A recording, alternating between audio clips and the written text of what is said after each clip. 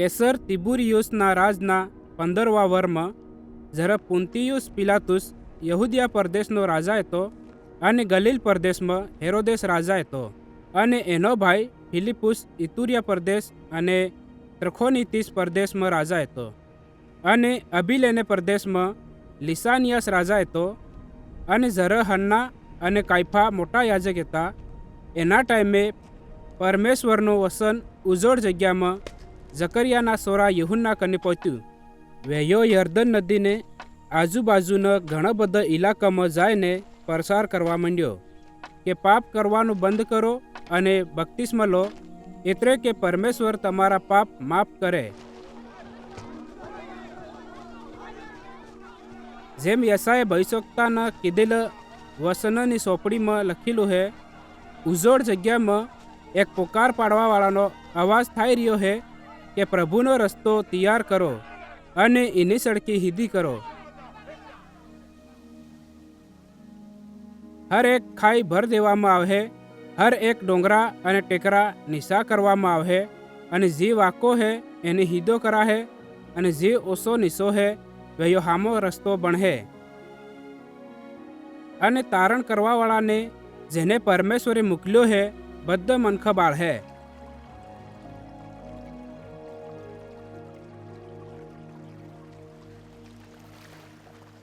જે ટોળાના ટોળા એને થકી બપ્તિસ્મા લેવા હારું નકળી આવતો હતો એનાને વહેયો કહેતો હતો, હે ઝેરવાળા હાપ જીવો ભૂંડા મનખો, તમને કેને ચેતવણી આલી કે તમો પરમેશ્વરની આવવાવાળી સજાથી ના હો, અને સજાથી બસવા હારું તમારા જીવન જીવવાના તરીકા થકી સાબિત કરો કે તમે હાસે ભૂંડા કામ કરવા છોડ દીધો હે.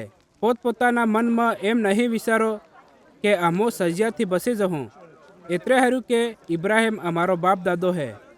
હું તમને કહેવા માંગુ હે કે પરમેશ્વર એને બાઠથી હુદો ઇબ્રાહિમ હારું બેટા બેટી પેદા કરી શકે હે.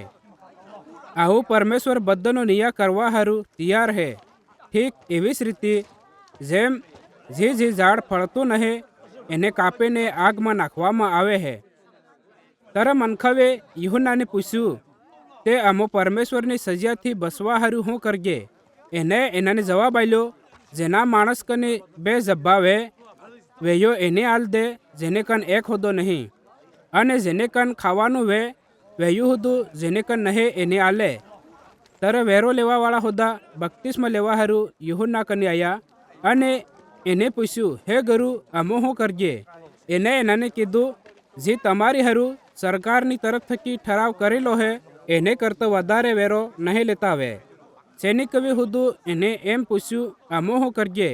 એનાને કીધું, કેને એ મતલબ વગર ને સમકાડતા વે, અને નહીં કેને એ ઈપેર ખોટો તોફો મિલતા વે, અને પોતાના પગારમાં રાજુ રેજો.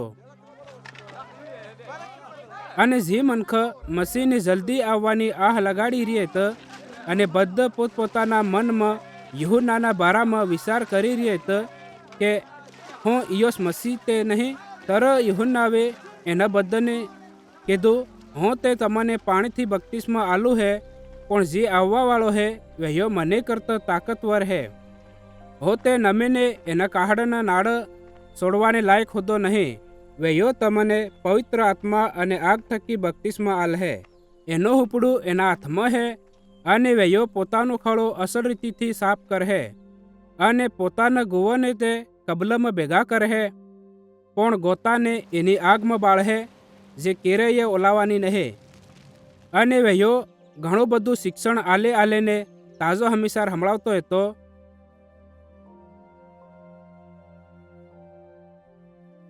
પણ જરા યુહન્નાવે ગલીલ પ્રદેશના હેરોદેસ રાજાને એના ભાઈ ફિલિપુસની બગેર હેરોદિયાસ રાણી હાથે ખોટા સંબંધ અને બીજા બધા ભોંડા કામોના બારામાં જે એને કરી હતા એટલે હારું એને ઠપકો આલ્યો.